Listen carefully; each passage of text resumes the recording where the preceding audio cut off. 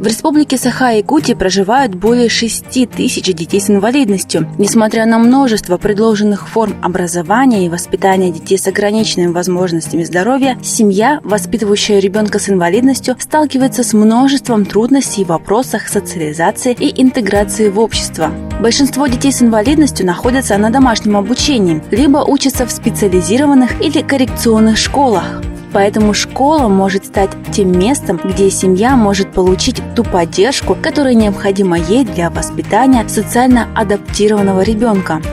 В апреле 2019 года благотворительный фонд Харасхал начал реализацию инновационного социального проекта «Спорт без границ» при поддержке Фонда поддержки детей, находящихся в трудной жизненной ситуации, и Министерства труда и социального развития Республики Саха-Якутия.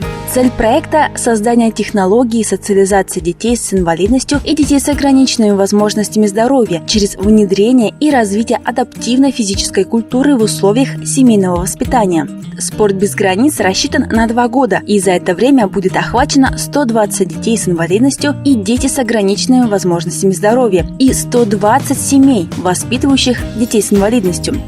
Проект реализуется на базе 5 школ Якутии – в Вилюйском, Намском, Усть-Алданском, Чурапчинском районах и в городе Якутске.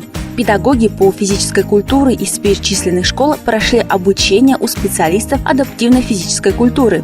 И уже с начала нового учебного года к проекту «Спорт без границ» присоединились участники. Дети с инвалидностью и их родители учатся играть в паралимпийские виды спорта, такие как боча и голбол, а также в адаптированные настольные спортивные игры – новус, шаффлборд, джакола, кулабута и корнхолл.